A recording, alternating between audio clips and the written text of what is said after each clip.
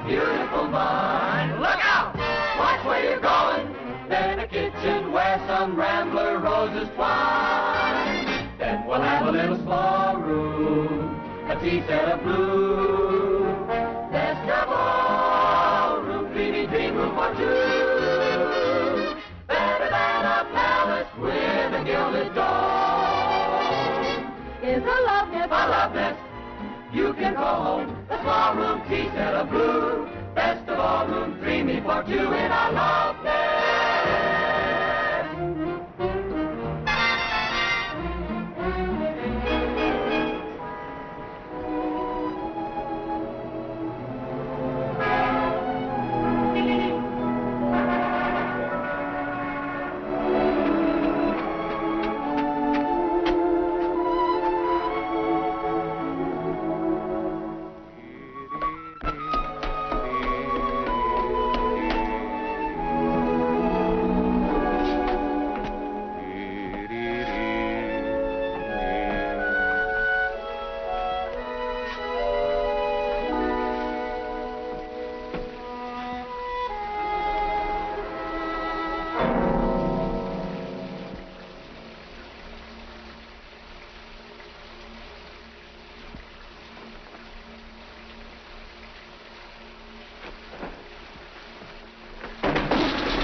Is that you, honey? Hand me a towel, dear. All right, wise guy, get out of there.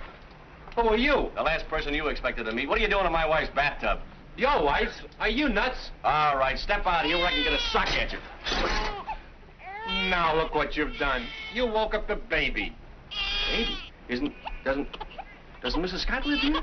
No, she moved downstairs. What's the big idea anyway, barging in like you own the place? I'm sorry. Here, you better dry yourself. You might catch cold.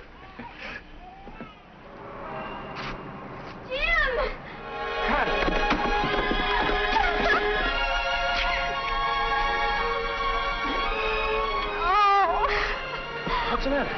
This isn't what I planned. I was going to be all dressed up and just look at me. Oh, darling, I'm such a mess. You're the prettiest looking mess I've ever seen.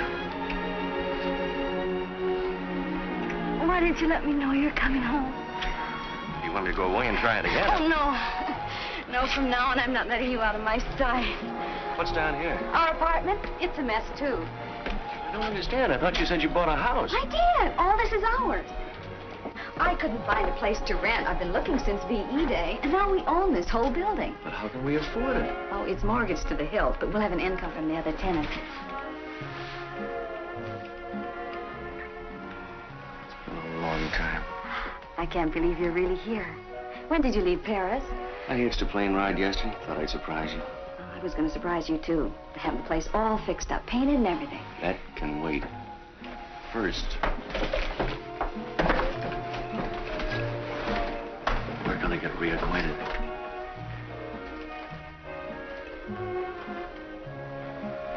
Oh, if you knew how much I wanted. Did you miss me? Only 24 hours a day, every day, for 2.5 years. Did you really like the place, honey? It's wonderful. I had all this furniture Mother left me. It was just standing around in storage, so I thought I'd move some of it to the apartment.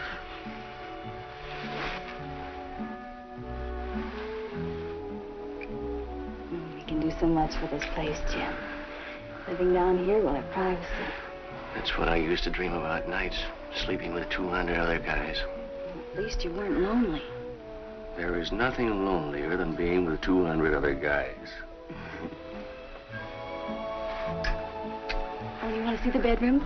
Naturally. Honey, this place was such a bargain. Mrs. Webb, the owner, was 85 years old, and she needed the money to get to Reno. She'd worked out a roulette system. Do you like it? Mm-hmm. Originally, Cozy. this was all storage space. I had to have a wall knocked out.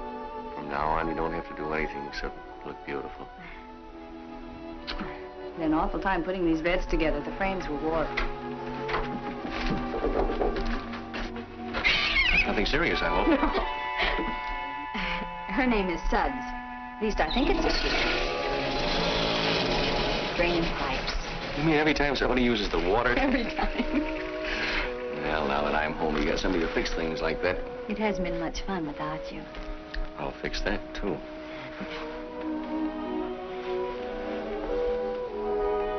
You've gained a little weight. Oh, you.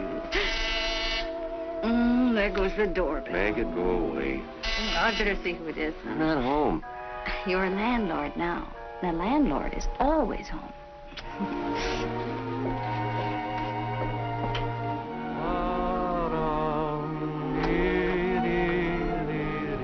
I found this on your front steps. Oh, it belongs to my husband. Thank you, Mrs. Quigg. Darling. My water's backing up again. Oh, I'll call the plumber. Mrs. Quigg found this on the front steps. Oh, how do you do? Thanks. I guess you two want to be alone, huh? You know, that's a pretty good guess. Bye.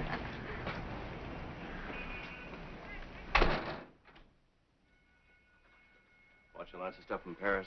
Perfumes, nightgowns, that silk you wanted. Oh, well, let me see. Everything in its own time. What's that? There's a firehouse right down the street. Isn't that convenient?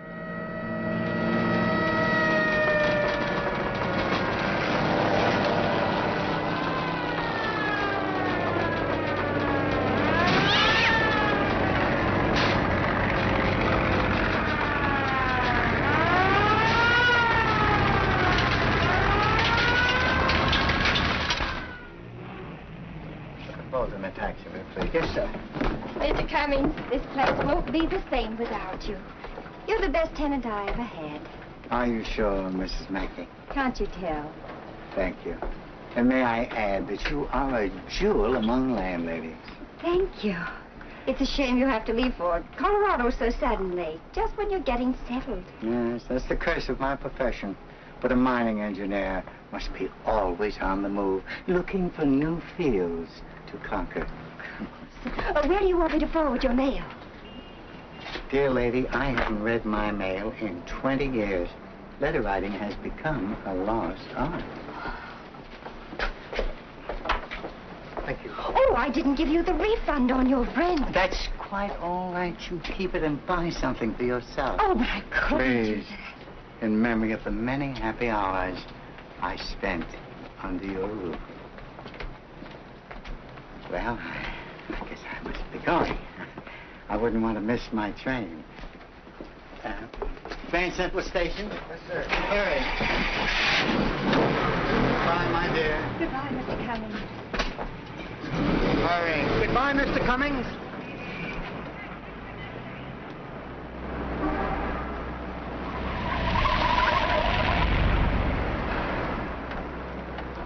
Slow down. But you said you had to catch a train. Did I? Well, that's life, I guess. Take me someplace where I can check my bags. Okay. And then you can drive me to, 337 Gramercy Place. Kitty, kitty, kitty, kitty, kitty, kitty, kitty, kitty. Look, I'm not trying to start a flirtation, but do you live here?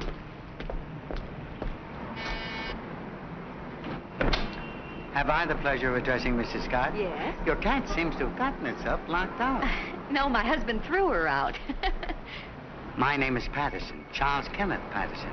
Excelsior Rental Agency said that if I mentioned their name, an apartment might be available. Oh, yes. This is my husband, Mr. Patterson. How do you do?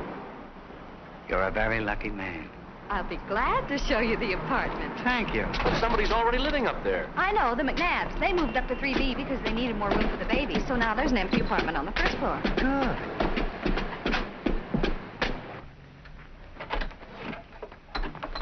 I'm not through furnishing it yet. These are just odds and ends. You've done handsomely.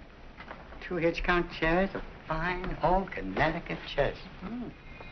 And that mirror, I'd say circa 1820. Very rare. Well, these things have been in my family for years. Your ancestors had excellent taste, but one would only have to look at you to know that. Do you collect furniture, Mr. Patterson? Not really. I admire it. You see, I'm an estate appraiser. A what? When an estate is being sold or divided, I'm called in to evaluate the furnishings and the objects of art. Must be interesting work. Yes, it is, but it keeps me traveling quite a bit. That's why I'd like a small place of my own, some place I could call home. One gets so tired living in hotels. Oh, well, the apartment is yours if you want it. I was told the rent is $56 a month. But what are you really asking? Well, $56 a month. Yes. Mr. Scott, you have restored my faith in humanity. People are so greedy nowadays. Everybody's trying to get rich at once. I think that's correct. Thank you. Never mind the receipt. Speaking professionally, what's your opinion of this house? Pretty good shape for its age. Foundation is hardly settled at all. That proves it was built well. Oh, may I have one of your personal cards?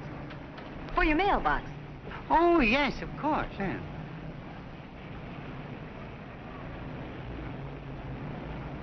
Let me see now. Just a second. There you are. That's fine. Well, I'll be moving in tomorrow. Good. Bye. Bye. Bye. He's charming, isn't he? If he were 20 years younger, I wouldn't trust him in the same room with you unless he were in a straitjacket. Thank you, darling. You know, I'm beginning to like this setup. If the money keeps on rolling in like this, I can sit home and write as I please. That's what I figured when I bought the house. No more magazine stories for women to read under the hairdryer. I got an idea for a book. I worked it out while I was on Yank. I read it in 6 months. I always wanted to be married to a novelist.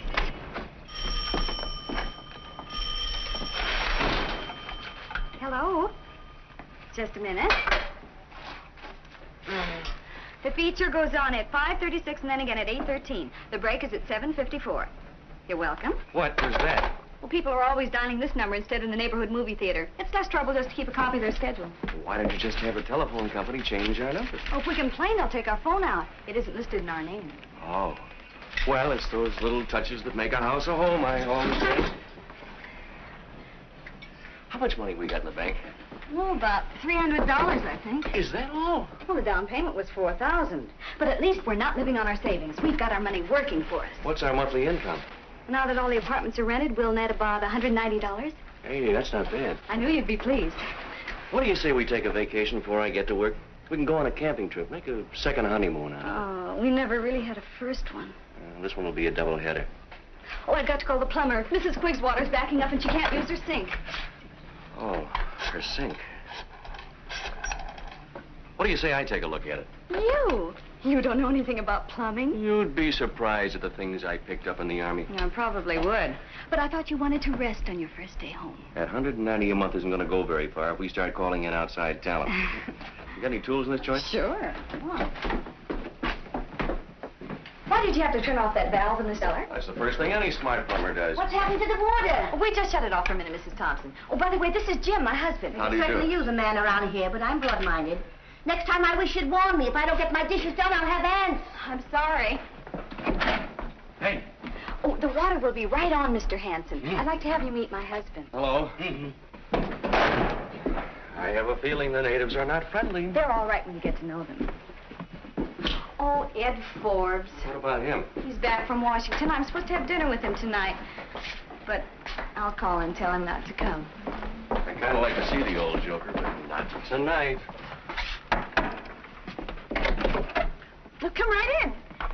Mr. Scott's going to fix the drain himself. He knows all about plumbing. Oh, really? I admire a man who's clever with his hands. Well, where's the patient?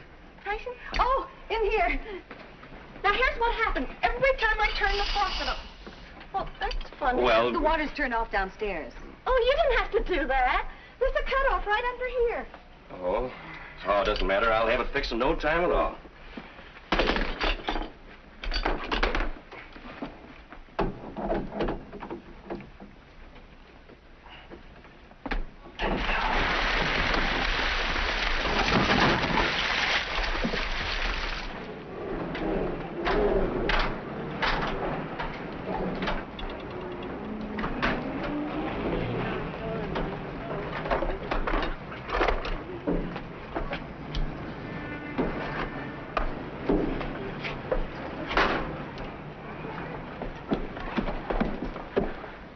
Everybody's a plumber.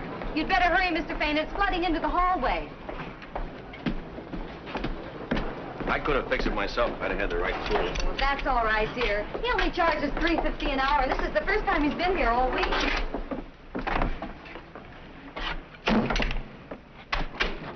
What do our operating expenses come to? Well, the first month, we only spent about $60 more than we took in, but... Only? Do you mean we're losing money? Oh, you always lose money at the beginning. The roof had to be repaired, the furnace, the water heater. But I thought you said... I guess I better forget about this novel and start knocking out a few stories for the hairdryer trade. Oh, but the house will start paying for itself any day now. I'm going to make sure it does. Have you been keeping any accounts? Mm-hmm. Now, let me see. I packed them away when I was moving. Oh, well, anyway, when you owe people money, they always remind you about it. Doesn't anybody owe us money? Just Edie Gaynor. Her rent's only 3 days overdue. Well, why haven't you collected it? Well, Edie's been so friendly to me, I kind of hate to ask her for it. She's a widow and doesn't have very much. Now, listen. We're not here to make friends. Every cent that we have is sunk in this place, and if we're going to put it on a paying basis, we've got to be firm with the tenants. All right. All right. You do it. Me? You're the landlord, darling.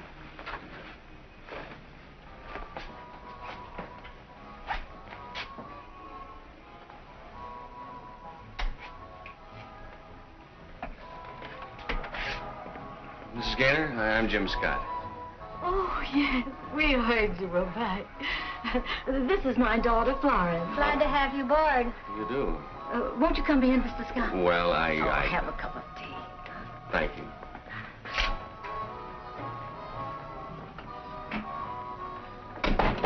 All the fellas will stop, look, and when you use champagne, and Thank you for tea. Drop in again.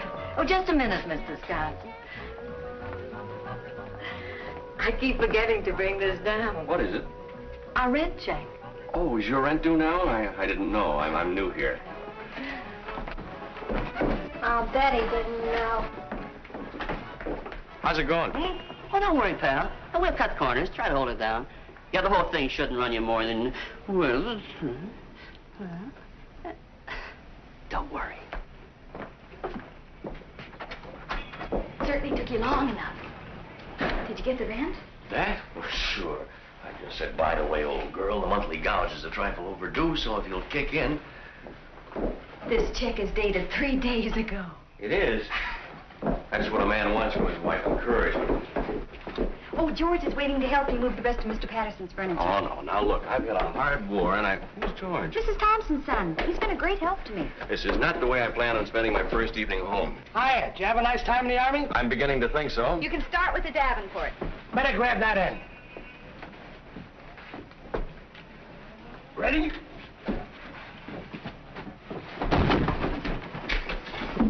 Your end is dragging.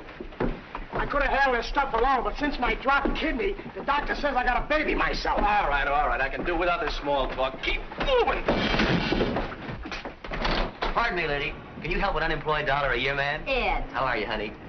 I got your message, so I decided to come anyway.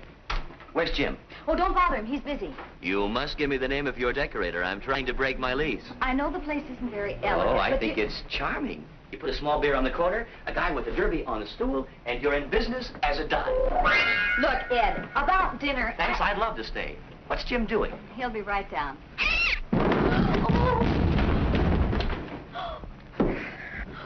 Welcome home. What else is new?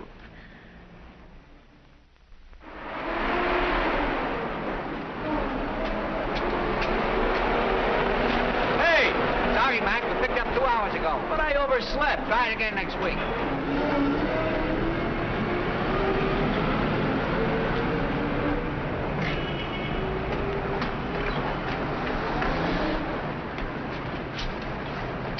Take my bags up to apartment 1A.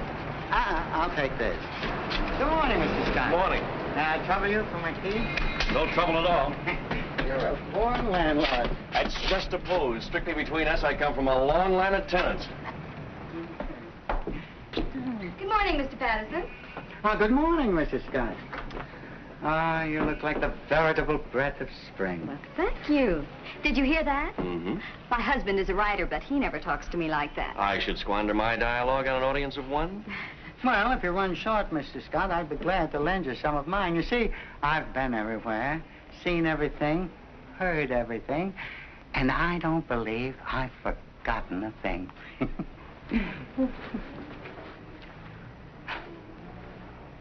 Thank you. Good day. Well, what are you all dressed up for? Well, if you're settling down to work, I think I'll go shopping. I have to get material for curtains and some throw rugs. Hey, whoa, wait a minute. I haven't sold anything yet. Oh, this is the first chance I've had to get away from the house. Well, let me see now. What did I do with my wallet? Last time I wore my brown shantung, so it should be in my brown suede bag. This is in my green one.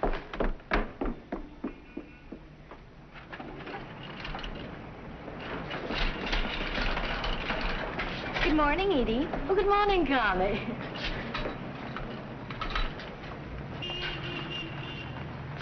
Allow me.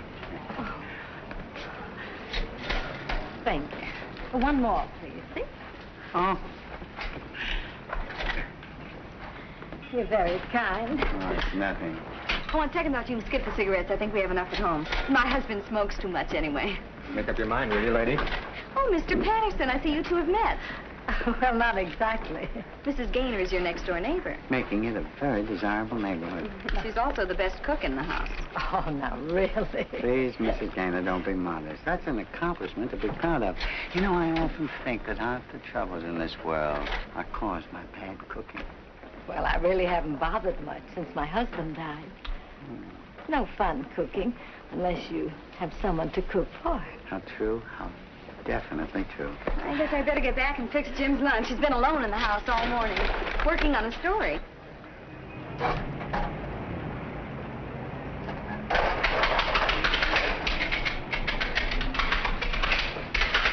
Hey, kid.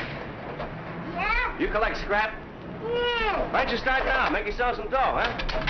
Maybe you got something there. There you are. Hello, boy. Well, see you around, man.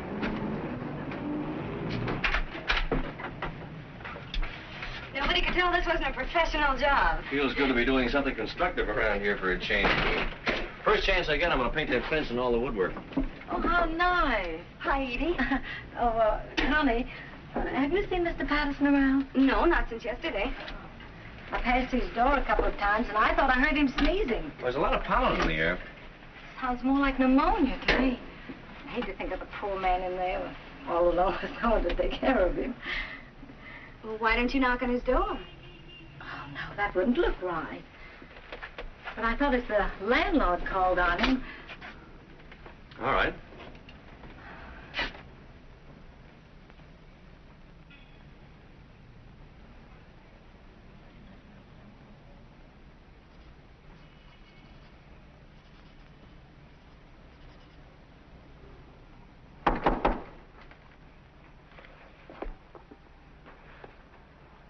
Come in.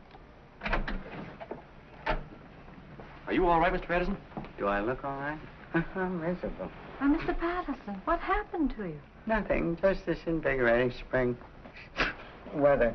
Oh, that's a shame. Can I get you a cup of tea? Oh, don't bother, Connie. I've already got the kettle on. How about some toast? Maybe a bowl of soup, huh? Thank you, Mrs. Gaynor. I knew the moment I met you, you were an angel of mercy. Let me straighten your pillow. Oh, would you like a mustard plaster? Mrs. Gaynor, you mustn't coddle me. There goes the mailman. Men are such babies when they're sick. I remember how my husband always made me rub his back with alcohol. You wouldn't take advantage of me in my condition, would you, Mrs. Gaynor? I wish you'd call me Edie. I shall. And I shall call you Cinderella, Lilith, Cleopatra, Helen of Troy. I take 4 lumps of sugar in my tea. Our first letter. Goody, goody. What is it? A bill from the plumber.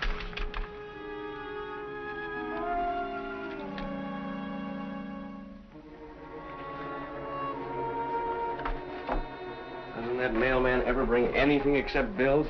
Tax assessment just about cleans us out. Well, I think it's unfair the way the city charges us all those taxes. What did they ever do for us? Well, they do provide us with a fire station. Come in. Hi, Charlie. Hi. I just dropped in to return these. Oh, did you enjoy the opera, Mr. Patterson? I know Edie did. That's why I took her. Oh, you aren't a fan yourself, huh? Well, I'm at a peculiar disadvantage at the opera. I understand every word they're singing. That's just the touch this room needed.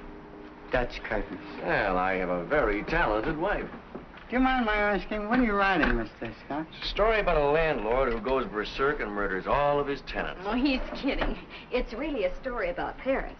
You know, I've often thought that maybe my experiences might make a good book. That is, if I could find a real professional writer to whip it into shape. Well, when you do, I'd like to read it. So would a lot of people. But I doubt if any publisher would even touch it. I guess you have led a pretty full life. Please don't make it past tense. I'm not through yet. Do you happen to know the brand of perfume Miss Gaynor uses? Florence? I'm leaving tomorrow on a business trip, and I'd like to bring something back for Florence. I know what to bring Edie, but the younger set. Oh, I can find out for you. Would you do that? Sure. Thank you so much. Good night, Jim. Good night. Good night. Good night.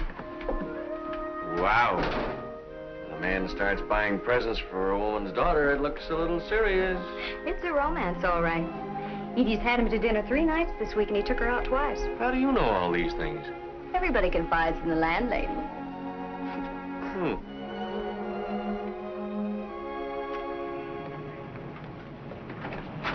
Morning. Good morning.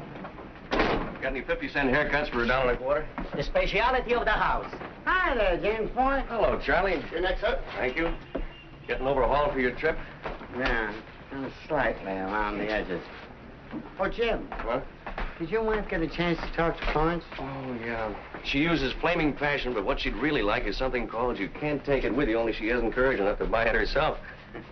I'm beginning to believe that girl has hidden depths. Do you want a high polish or a dull finish? My dear, I don't think anything you'd start could possibly have a dull finish.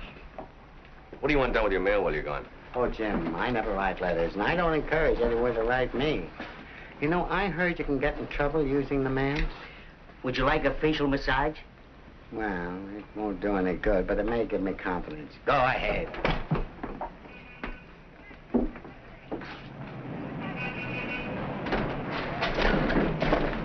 McNabb's just bought a house of their own, suckers. Oh, Mrs. McNabb, we were just saying how we hate to see you leave. We're going to miss you, too. Say goodbye to the nice man's, Jeffrey. Go ahead. Oh, sleepy. Oh, he never talks when you want him to. Well, I gotta get on with my packing. Goodbye. Bye. Bye. Goodbye. Bye. Good morning, ladies. Morning, Mr. Patterson. How's your rheumatism today, Mrs. Thompson? Well, if some young fellow was to ask me to go dancing, I wouldn't say no. Mrs. Big, it's a perfectly delightful outfit you have on. I hoped you'd notice it. I have.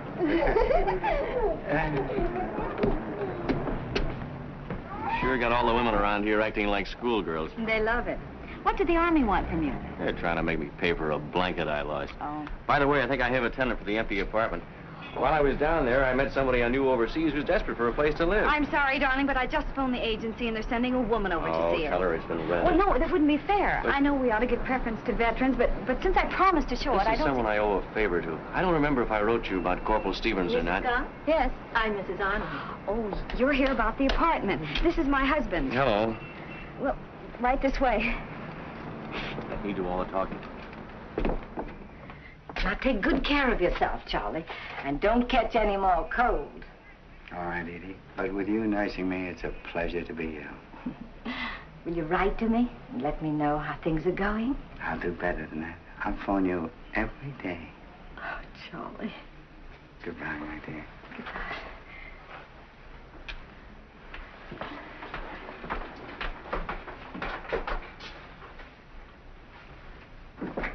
It's just what I've been looking for. Don't you think the rent's a little high? Oh, no. It's very reasonable. Of course, if you don't mind climbing 2 flights of The stairs. place I live in now has 4 flights. Oh, I'm sure you can do better somewhere else, Mrs. Arnold. This place is cold in the winter and hot in the summer. The neighbors are I think I'm noisy. going to be very happy here.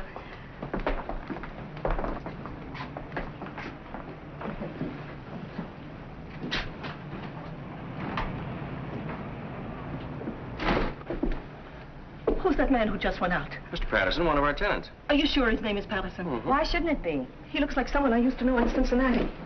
Excuse me.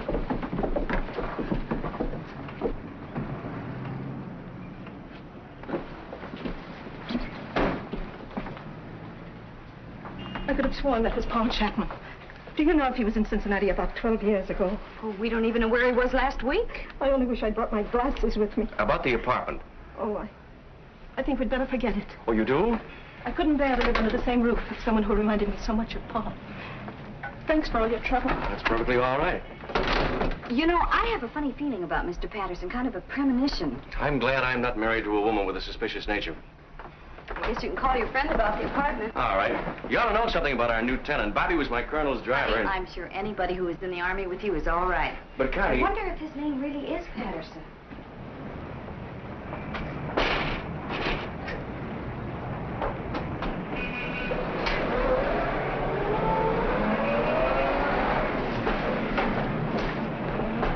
You know where that goes? Don't worry, lady. We've been delivering coal to this place for 10 years. But I was just... Now, don't you dare touch this fence. My husband just painted it. Big deal. Pardon me. Are you the janitor's wife? No. I'm the landlord's wife. Oh, I'm sorry, Mrs. Scott. I had no idea. My name is Roberta Stevens. Jim just called me about the apartment. Oh, well, there must be some mistake. My husband's renting it to somebody he knew in the Army. Well, that's me. I was aware. Jim and I were stationed in Paris together. Just a minute.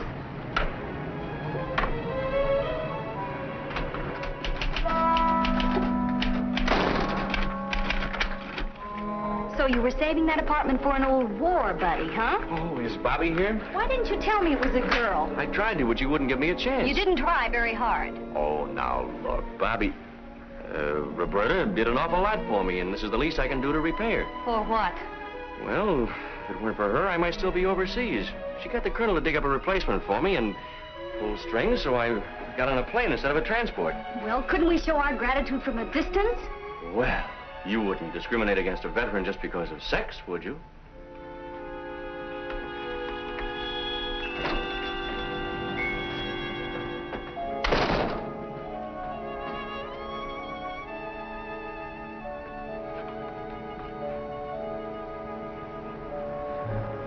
Say, remember the night I drove you to the airport? Uh-huh.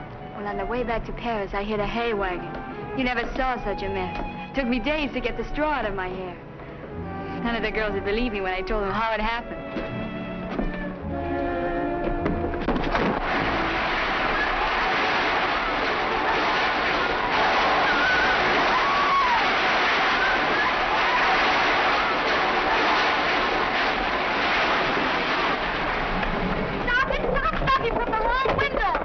Don't you want it in the storage No, bin? it's not the storage bin. It's the bedroom. I made it over. Yeah? How does it look? Oh, you've just ruined my bedspread and my rug. You should have confided in us, lady. Oh. Well, that about does it. Those eggheads. Say, have you seen my toolbox? Bobby's window is jammed. You're certainly going out of your way to make the new tenant feel at home. Well, that's part of my job as the landlord. I thought we were going to run this house on a business-like basis and not get too friendly with the tenants. Mrs. Scott, you're jealous. You bet I am.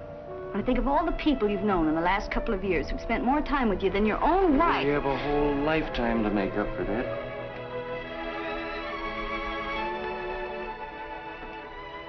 Hey, don't we have an anniversary long about now? I don't like to point, but it's tomorrow. Well, that's perfect timing. I'll have my story finished, but then we go out and celebrate. I wonder where I put that toolbox.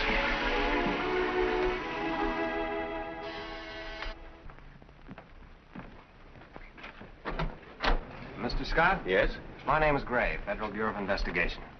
Oh, come in. This is Mrs. Scott. How do you do? Won't you sit down? Thank you. Look, if it's about that army blanket I checked out and didn't return, I'm afraid that's a little out of my line. I just want to ask you a few routine questions about one of your tenants, Mr. Charles K. Patterson. Is there something wrong? No, this is just a routine inquiry. How long has he been living here? About 10 days. Do you know where he is at the moment? No, he's away on a business trip. What's Mr. Patterson supposed to have done? Well, to tell you the truth, we don't really know that he's done anything, and we don't like to arouse your suspicions needlessly. You see, we get dozens of tips like this every day. Many of them prove worthless, but we've got to run them all down. Now, when do you expect Mr. Patterson back? He didn't say. Does he seem to be prosperous? Well, he carries quite a role. Income tax? Sorry. I'm not at liberty to discuss the reason for our investigation. Oh, Mr. Gray, this is very important. Is he dangerous? Don't alarm yourself. If Mr. Patterson is the man we're looking for, and I'm not saying he is, you're in absolutely no danger, Mrs. Scott. Look, you can tell me. What do you got on this guy? Well, if we had anything on him, I wouldn't be asking you these questions. Is there something we can do to help? Yes, there is. Just forget I was here. Goodbye. Bye. You see, my hunch about Mr. Patterson was right.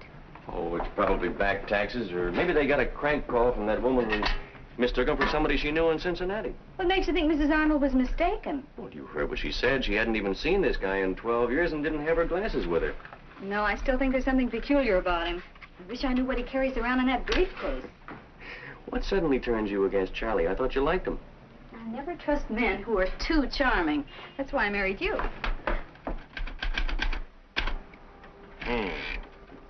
T-H-E-E-N-D.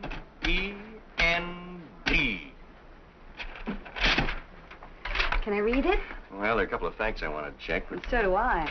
I'm just curious to know what you did while you were in Paris.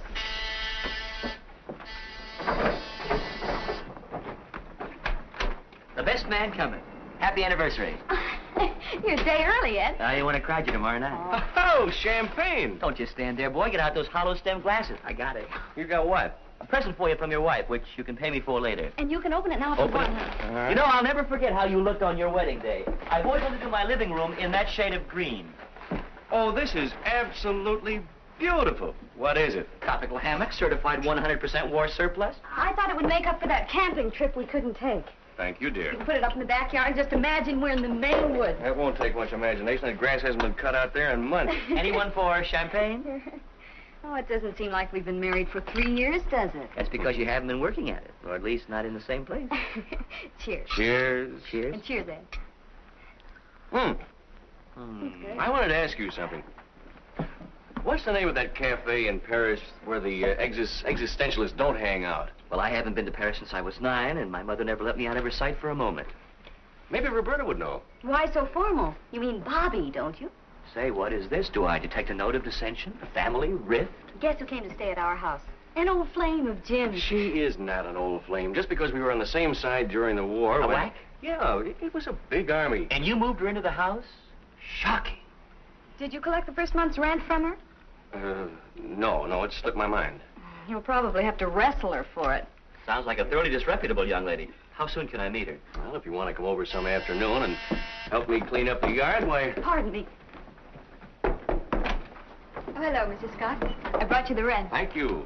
Seems strange giving money to a man you know. I'll bet it does. In case you didn't catch my name, I'm Ed Forbes. Oh, yes. I've heard a lot about you from Jim. You're a lawyer, aren't you? I practice before the bar, also behind it. Can I offer you some wine of the country? I'd love it. If there's one thing I have a weakness for, it's champagne. If there's one thing I have a weakness for, it's girls who have a weakness. What are you celebrating? Our wedding anniversary. Really? Mm-hmm. You know, all the time we were overseas, Jim talked of nothing but you. And that must have been pretty dull. Oh, no. Jim can make anything interesting. I'm sure Miss Stevens is just the person to refresh your memory about Paris. Oh, yeah. Say, Bobby, Roberta, do you remember the name of that cafe just down the street from the Dieu Magot? Not offhand, but I could look it up in my diary. Could I peer over your shoulder? It's been so long since I've read a good book. Tell me, Miss Stevens, what did you do before the war? The same thing I'm doing now, modeling. Oh, then you're not a professional soldier. Your wife has a great sense of humor. Your humorous wife needs another drink. It's always been my ambition to get hold of a surplus whack. By the way, I'm having some people in for a housewarming tomorrow night. I'd like you all to come. Sure thing. Have you forgotten, dear, we're going out to dinner tomorrow night? I'm available. Well, I think I'd better be going. I've hardly unpacked yet. Do you mind if I come along and help? 3 hands are better than 2. Thanks for the drink.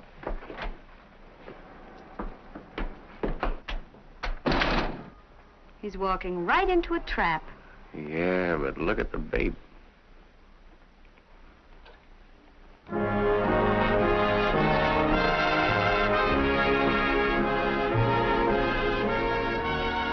This place is awfully expensive. Oh, well, you only live once. At these prices, you couldn't afford to live more than once. That story of mine ought to be worth at least $750. Is that what your agent said? No, Barney hasn't read it yet, but he said he'd call me as soon as he does. Look. Look at what? I just saw Mr. Patterson dancing by with the blonde. Oh, this thing is beginning to affect your mind. Here he comes again.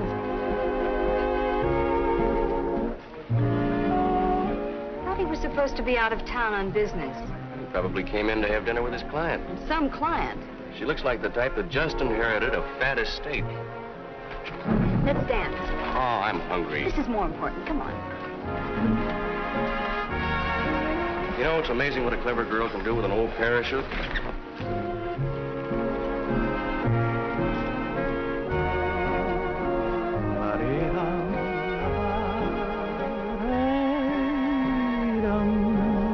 You have a very romantic voice.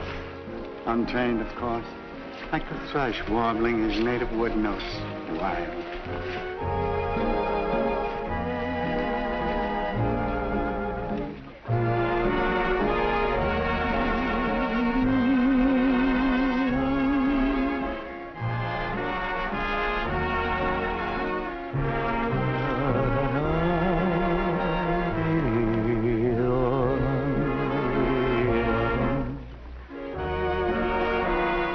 You better let me lead.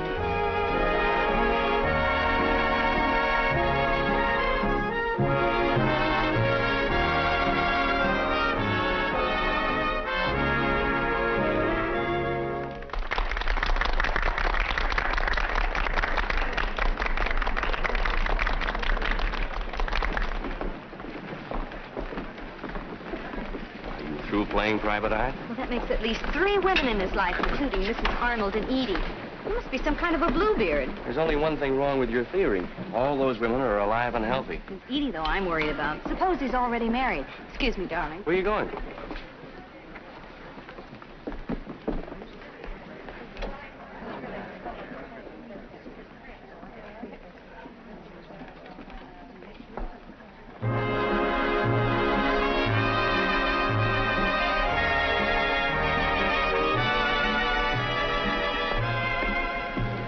Sir? Oh. Now that we've worked up an appetite, what would you like, my dear? You order for both of us. I'd be delighted. We'll have prosciutto with melon, lobster dish, Chateaubriand with sauce béarnaise, pomme soufflé, and braised endive. Am I going too fast, Mike? Oh, not at all, sir. Would you care for some champagne with that? Anything you say. Champagne is for peasants. I prefer the Chambertin. Excellent choice, sir. May I suggest the 1934, sir? You may indeed. I do admire a man who knows how to order in a restaurant. I was a head waiter myself one time. That was the summer my dad and I had a fight, and he cut out my allowance. Really? And from there, you went on to make your first million in the oil business. Please, tonight I want to forget all about the drab world of commerce. And in the words of an old Persian tent maker, all I ask of life are a jug of wine, a loaf of bread, and thou. And I've already ordered the first 2. You must have met a lot of beautiful women in your career. I may say that I have known all the great beauties of our time. But the calendar never really started until the day I met you. Did you overhear anything? I couldn't catch any words, but he's really giving her the old candy. I don't know what Charlie's got, but I wish I could bottle it. We'd make a fortune. There's just one thing I can't figure out. What does he want from Edie? He can't be after her money. She hasn't got any. Well, you ordered. Looks good. Should be. All the retired truck drivers eat here.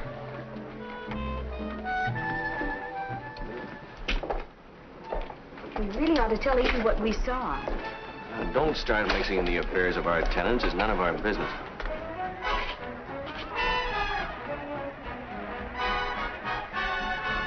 You want to go up to Roberta's for a minute? She has the place warm enough without us. Sounds like our phone.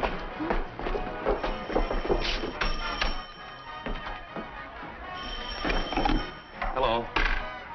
Oh, hello, Barney. How'd you like the story? What do you mean it won't sell? It's as good as anything I've ever written. Well, aren't you even going to submit it? Maybe I better get myself a new agent. All right. I'll drop up the office tomorrow morning. What makes him a critic? Oh, he's right. The story's no good. Then you'll write another one that's better. In this madhouse, how can I concentrate on my work when there's a new crisis every 5 minutes? I can't even sit down and write my name without... What's wrong with those lights? I wonder if I paid the light bill last month. Well, this is a fine time to think about that. Oh, I'm sure I did. I'll check the fuse box. Oh, be careful. She can see in the dark. I can't. I guess I'd better go and call the tenants down.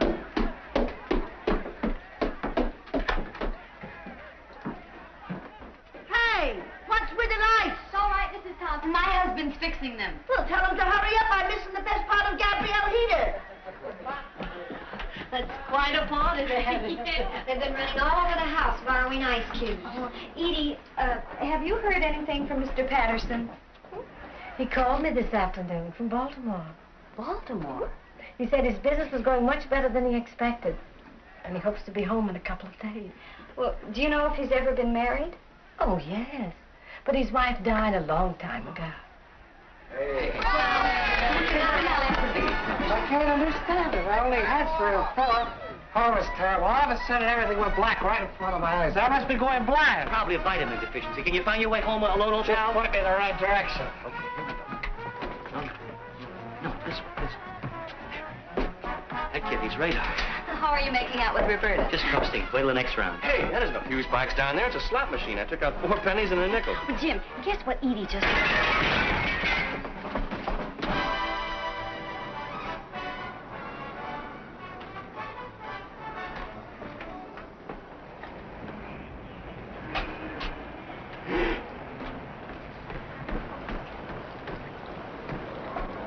Good morning.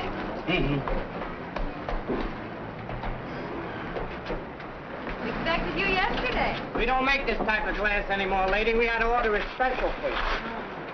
Good morning, Edie. Ma, you're certainly brightening the place up. House hasn't looked this good in 20 years. Jim doesn't like to admit it, but he's getting a big kick out of it. Oh, excuse me. Hello, my dear. How was the trip? Oh, wonderful. Just wonderful. Did everything work out all right for you? Yes, I was quite successful. Hello, Mr. Scott. Welcome back. Thank you. Thank you. Thank you. It's lovely out here. Just lovely. I've always wanted to own a piece of land. There must have been a hot time here the night Coolidge was elected. Jim, your friend Charlie is back from his business trip. Do you think we ought to notify the FBI? What for? Mr. Gray said to forget it. Who's Charlie? He's one of our tenants, and Connie is convinced he's a master criminal, or at least a polygamist. Well, Ed, you're a lawyer. Let me put the evidence to you. Suppose somebody moved into the house, and a few days later... place? I'm Mr. Scott. Department of Housing and Building. I'd like to inspect the premises. Yeah, sure, right through here.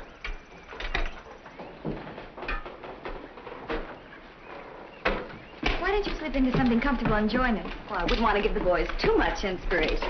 Excuse me. What do you say we have dinner together? Wonderful. Where? Oh, someplace where we don't have to dress, like your apartment. When did you buy this place? Last month. I see the violation still hasn't been corrected. What violation? This violation. You know, I got exposed wiring, which is illegal, but the wires are defective, too. This house is a fire hazard. You been here before? We took the previous owner to court twice. The last time she was fined, given 30 days to correct the violation. The deadline was a week ago. Oh, we didn't know anything about it. Mrs. Webb never mentioned it to me. Well, the law is very clear on that point. Caveat emptor. Let the buyer beware. You mean we're responsible now? Well, unless the wiring is replaced immediately, we'll have to condemn the building. No wonder she was so anxious to unload this place on you. I'm sorry, darling. I had no idea. Well, under those circumstances, I feel sure we can give you a 15-day extension. I'll take it up with the department. What if we can't pay for the job? Our problem is to keep you safe, not solvent. You'll hear from me later. I've heard enough from you already. Can they really condemn the place? If it doesn't burn down first. I think I'll ask Ed's advice on it. Well, Mr. Scott, Mother would like you and Connie to have dinner with us tonight. Thanks, but I'm not hungry. It's a sort of welcome home party for Mr. Patterson. Thank you. Tell her we'll be there. Wait till you see the present he bought, Mother. Oh?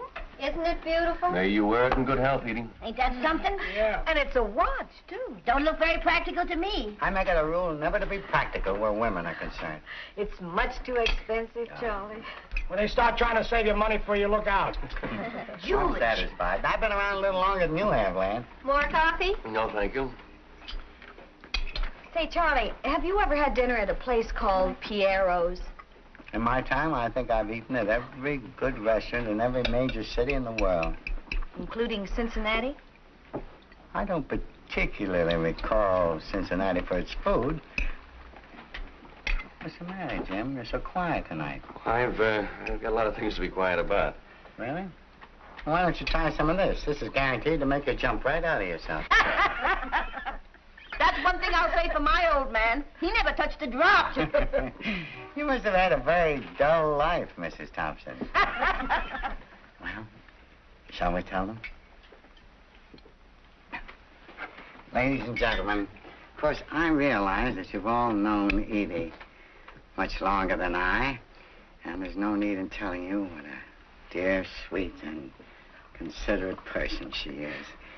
And having just concluded a profitable business transaction, I finally summoned up enough courage to ask Edie to give me her hand in marriage.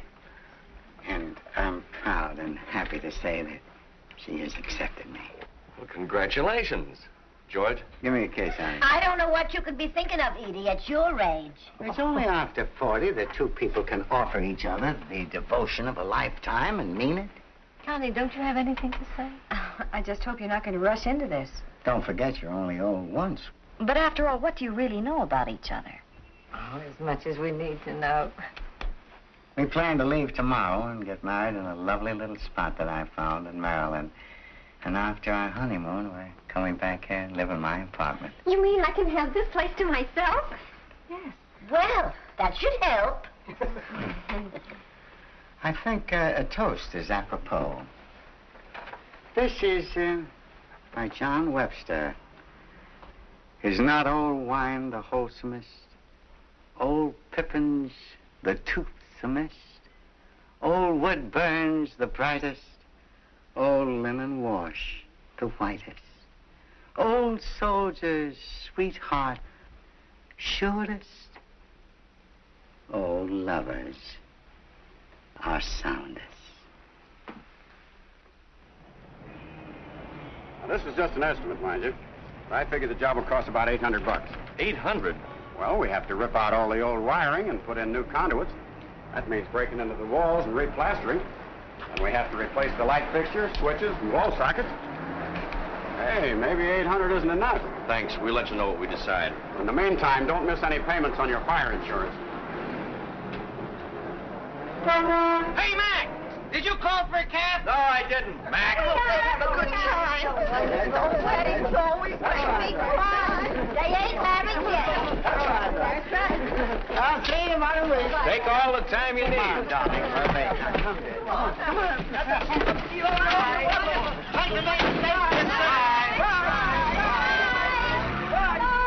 I wish I could be going on a honeymoon when I'm his age. Why wait that long? Huh? Poor Edie. Now we may never see her again. What are you talking about? Running off like that with a perfect stranger who's been carrying on behind her back, and he's probably wanted by the police. And how do we know if he even intends to marry her? We have other things to worry about. What did the electrician say? His estimate is $800, which is $800 more than we've got. What are we going to do? Well, we can always convert to candlelight. It's more romantic that way. No, I mean seriously. Seriously? There's only one thing to do. Sell the house. Sell it? Oh, no, we couldn't. It's better than having it condemned. Oh, but after all the trouble I went through getting it... We've had nothing but trouble ever since. Oh, we can raise the money somehow. Honey, I just told you we're broke. Or to use a fine old Latin phrase, caveat emptor. The cupboard is bare. Well, I'll sell the furniture. Some of these pieces are valuable. You'll do nothing of the kind. We're not going to sleep on the floor just so we can have a roof over our heads. Well, if you don't care enough about the house to hang on to it, if you're going to give up the first time we have a problem... Oh, next month something else will go wrong and we'll wind up hocking our clothes in the typewriter. We might as well get our money out of it while we still can. Just when I was getting this place fixed up to look like a real home. I know, and I appreciate what you were trying to do with it. This is Operation Rat Hole. For 3 years, I saved my pay and sent it home to you so we could build up a nest egg, and what have we got to show for it? Well, I like that. What did I do with the money? Buy mink coats? Go to nightclubs? I put every cent into this house so you could have a place to write in peace and quiet. Oh, no. Hello. No, we do not have a midnight show.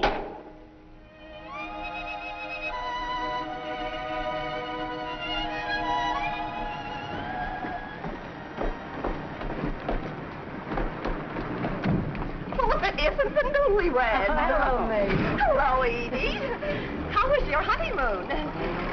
Mrs. Clayton, we have both been married before. Nice to see you. Oh, Charlie, look. Oh, no.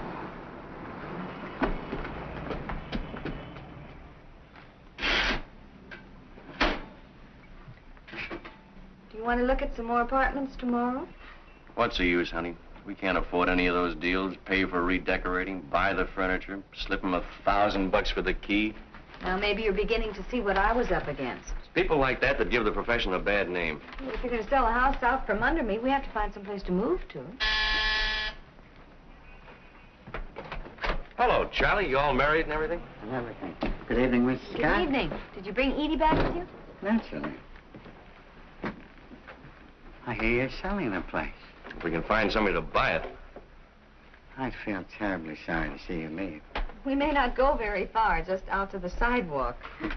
How much money would it take to get you out of your present difficulty? Well, we got to rewire the place, and that's going to cost $800. Is that all? Well, you can say goodbye to your worries. Oh, no, we couldn't take money from you. I'll have no arguments. We'll just call this, my advanced rent. But that's going to pay you up for more than a year, and we don't expect to be here that long. But you can't sell the place without replacing the wiring. That wouldn't be honest. But I still don't think that we Please don't deny me the pleasure of helping you. I know how tough it is to be young. I can remember. Besides, Edie and I have a sentimental attachment for this place. It's the first real home I've had of my own in years. I wouldn't care to be evicted. I can sign a note for the money. My boy, if we come to the point where we have to put it on paper, just a shake of your hand is enough for me. Thanks, Charlie. Well, I'll be getting back to the bride.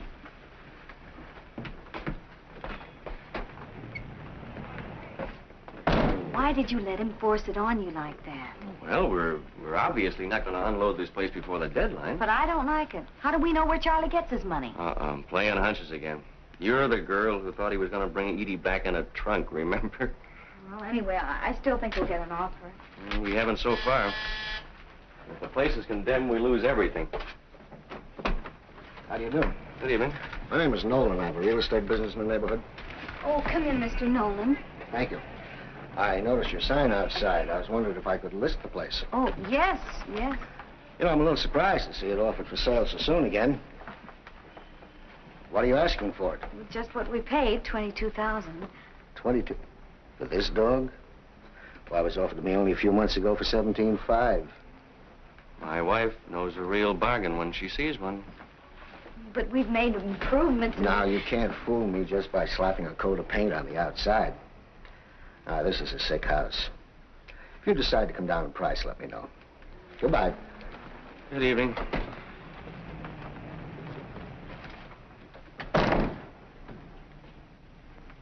All right, maybe I made a mistake. Something tells me we're never going to get rid of this place. We're just going to be stuck with it, sinking deeper into debt every year. Well, it wasn't my idea to go into debt. How did I ever get into this rat race anyway? There I was, a happy guy, money in the bank, planning a second honeymoon. Now look at me, a hounded creature facing bankruptcy. And for what? To support a broken-down house in its old age. Well, you make it sound as though I deliberately set out to ruin you. Trouble is, you didn't deliberate enough. If you knew all the trouble I went to trying to find us a place to live, tramping the streets day after day, while you were running around Paris with Roberta. I was not running around Paris with Roberta. You never mentioned her in any of your letters. That proves you were trying to hide something. Oh, now you're arguing just like a woman. I never claimed to be anything else. If there'd been anything between Roberta and me, do you think I would have let her move into the house? Oh, I see. You would have kept her a secret from me. Oh, how did we ever get started on this subject? I might have known what to expect after reading all those magazine articles. What magazine articles? They said returning servicemen would have a difficult time trying to readjust themselves. They'd be full of neuroses. So you think I'm missing a few buttons, do you? Well, you certainly haven't been acting normally. All you've done since you came home is to criticize. That's fine. That's just dandy to have your own wife tell you you're ready for the booby hatch. Oh, well, Jim, I tried to be understanding, even when you were completely unreasonable, but I'm not going to go on humoring you You forever. won't have to. Now, where are you going? Maybe you'll feel safer if I spend the night outside. Oh, but you'll freeze to death. Well, you can't expect me to behave rationally in my condition.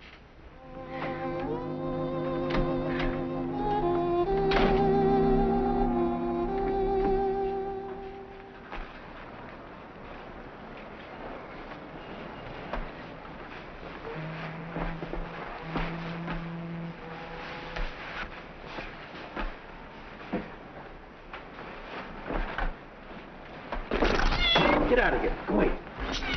Go away. Go away.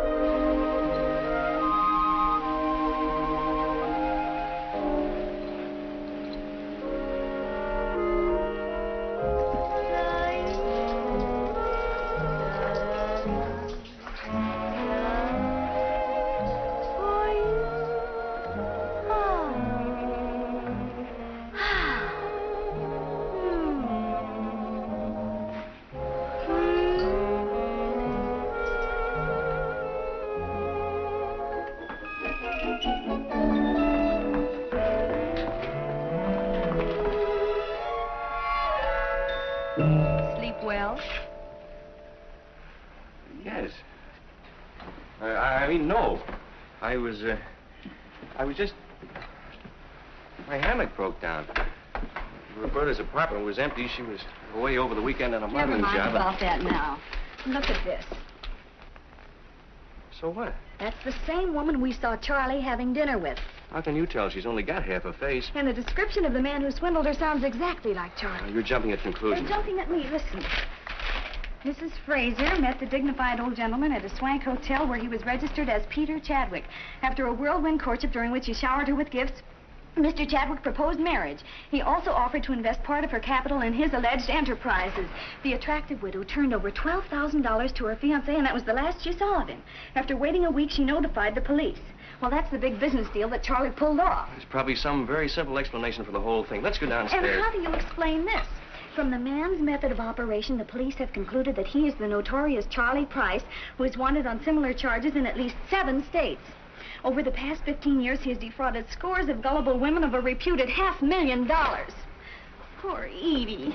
Confidence men don't go around marrying penniless widows and lending money to strangers. All right, we'll give him a chance to prove himself. Yeah, let's do it right now. Oh, I wondered where you disappeared to. I know what you're thinking, but you could be wrong, too. I don't care where you spent last night or any other night. But where did just that back? I was still asleep, and I didn't know I'm it. only talking to you because this is an emergency. But that doesn't mean I'm speaking to you.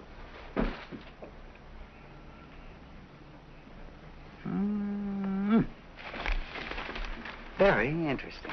Is it true? Well, they'd hardly print it in a newspaper if it wasn't. You swindled all those dames? I don't like that word, swindle. Well, what would you call it? I gave these women something very precious in return. The kind of attention that they'd always dreamed about. I brought some romance to their drab existence. I made them feel that they were beautiful, desirable. And took everything they had. Not everything. I left them plenty. Well, that was very noble of you. Well, don't forget these gals were trying to take me. They thought they were getting some rich old duffer that would kick off any moment. You know he's got a point there? That's right. Stick up for him. Any man who would take advantage of a lot of poor widows. On the contrary, they were rich widows. And why were they rich? Because their husbands worked themselves into early graves just to leave them well fixed. I felt that I owed it to all men, everywhere, to get back a little of that money and have some fun. But, Charlie, where does Edie fit into this picture? Yes. I love Edie. You have a funny way of showing it, running around with Mrs. Fraser. That was my farewell performance. I wanted to start my marriage on a sound financial footing. You mean you retired? Well, that's entirely up to both of you after what you already know. Well, I have no sympathy for you, but I don't want to do anything that'll hurt Edie. Oh, thank you. Yeah. It might be embarrassing, though, if the cops show up again. Again? Mm-hmm. There was an FBI man here a couple of weeks ago asking questions about you. Well, I better be starting on a little trip. Excuse me. So you're running out on Edie? No, as soon as things cool off a little, I'll send for her. You didn't marry any of those other women, did you? Of course not. If I had, I'd be in the clear now. People don't object when you marry a woman for money. But if you try to appropriate her funds on strictly a friendly basis... Well, if you really reform, the least you can do is return the money. Honey, it's all back in circulation now. Remember, what I took from one, I spent on another one. I have a complete financial report right here. Isn't that kind of a dangerous thing to keep around? This proves that the newspapers exaggerated my income. I had hardly anything left after I paid my taxes. You paid taxes on that money? My boy, I have my ethics. I've learned one rule. Never monkey with the Bureau of Internal Revenue. Well, one thing is sure, we can't keep the $800 you lent us. No, you're right. Spend it right away and I'll take it off the book. Hello, Edie. Oh, Jimmy, there's a man outside to see you. Thank you. I'll catch you before you leave. Okay, don't. Where are you going, Charlie? Oh, honey, it's necessary that I leave town. Leave town? Yeah, hurriedly. But why? It's urgent business, dear. Business. Can I help you? Oh, Mr. Scott? Yes. My name's Clark. I understand this property's on the market. Yes. We're glad to show you around. Well, I've had my eye on it for some time, and if we can agree on terms, you've got yourself a deal. Well, now, you won't go wrong buying this place. For example, notice the construction. Solid. Foundation's hardly settled at all. Well, what's your monthly income? Yes, we've got a great bunch of tenants, quiet, respectable, never cause any trouble whatsoever. Would you excuse me a minute? Charlie, the police are here. Goodbye, my dear. Go back to the floor. Charlie, what's happening? Charlie! What's the matter? The house is loaded with cops. Look after Edie, will you, please? Not that way, over the fence.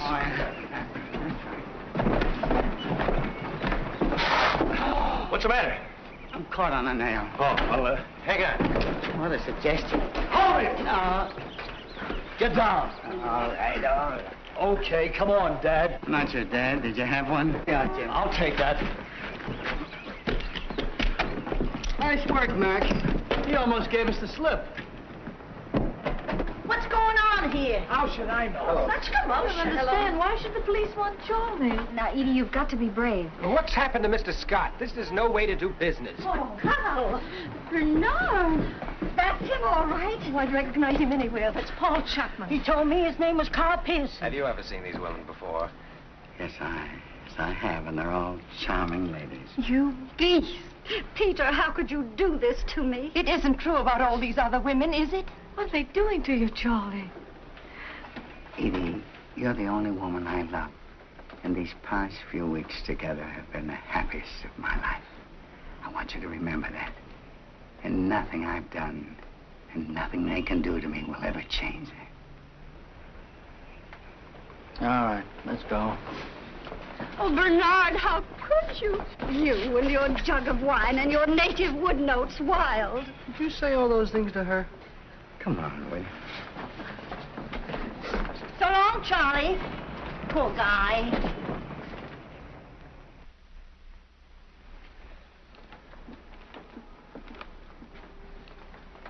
When I left, they were still questioning him about his career, and they're only up to 1941.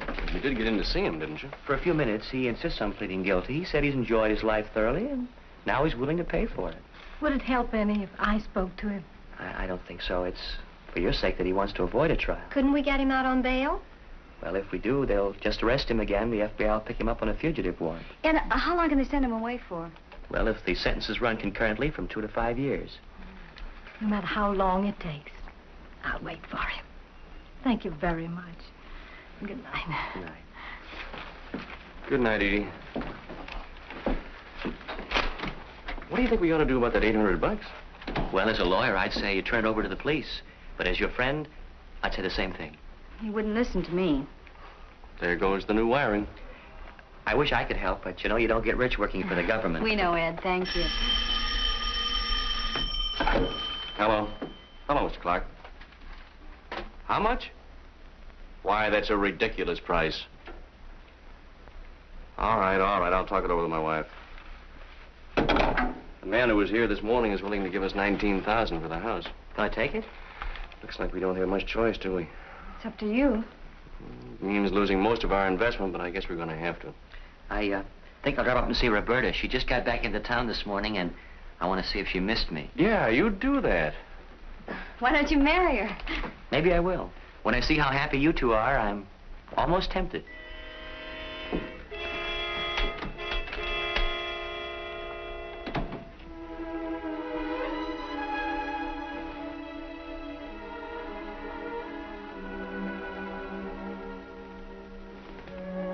Are you asleep? You know, it's funny. Now that we've actually decided to leave this place, I'm going to miss it. I guess we've done a pretty good job around here. Certainly the best-looking house on the block. The tenants seem to like us. Look what Charlie tried to do for us. What's the matter? Now you change your mind after making my life miserable all these weeks. You know I didn't mean it. All you had to do was say one kind word to me. Just one kind word. I'm sorry, darling.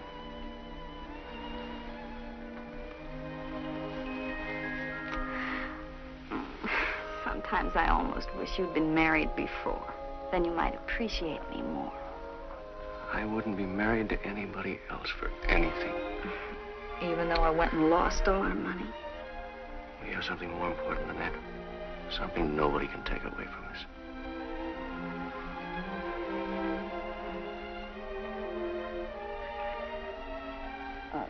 I wish there was some way we could save the house. I suppose it would take a miracle now, wouldn't it? When I was overseas, home meant just one thing. You, not a piece of real estate.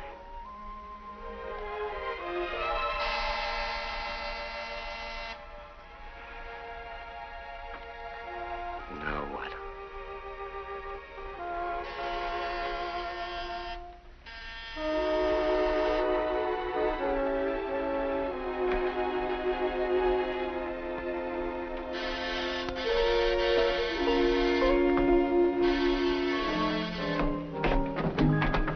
Your name, Jim Stock? Yes. Police Department.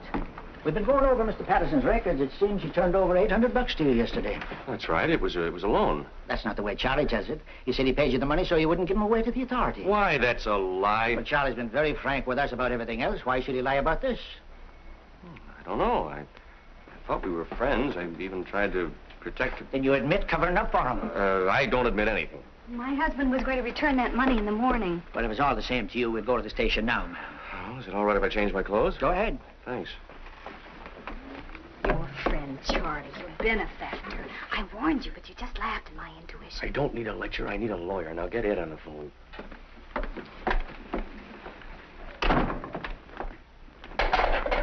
In here.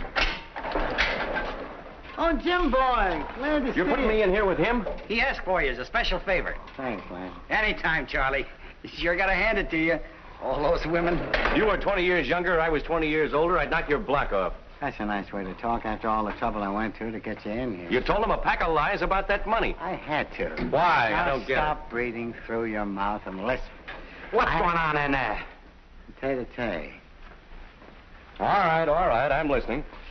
Look, a newspaper syndicate offered me $5,000 for a series of articles on my career. I accepted on one condition, that you be allowed to write them.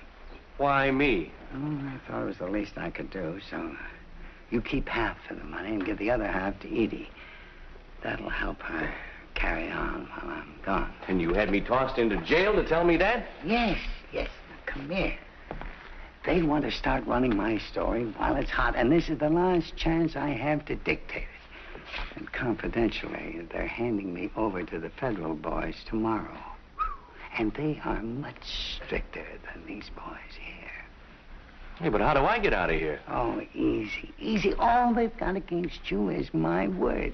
Tomorrow morning, I shall magnanimously admit I made a mistake. Why don't you pipe down? How's a guy going to get any sleep? Oh, sorry. Now, shall we start work?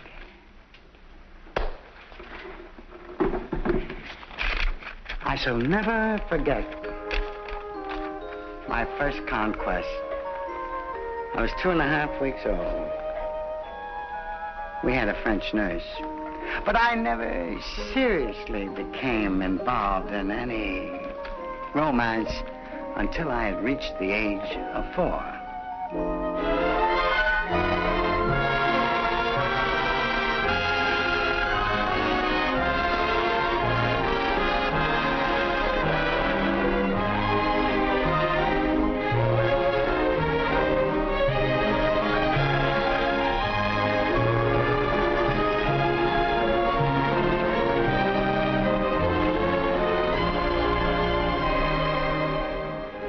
My client is willing to give you $35,000 for the house. That's positively her final offer, and I must have your answer today. What do you think? You decide. Well, $35,000 is a lot of money, but... Oh. But the house isn't for sale at any price.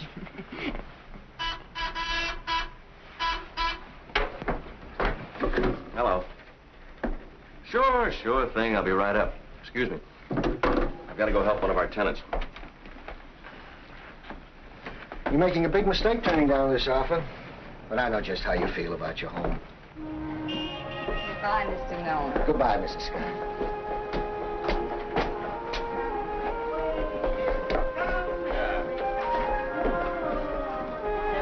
I got it. You got it? Yep. Very careful. Don't wake him up.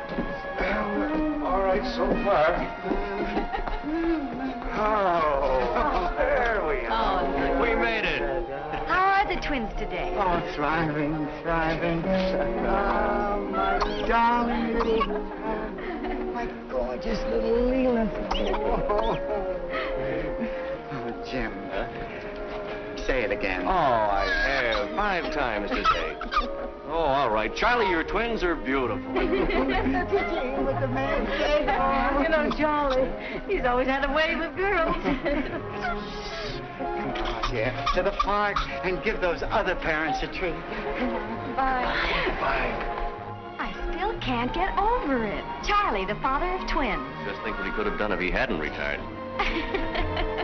Just a love nest, only a love nest.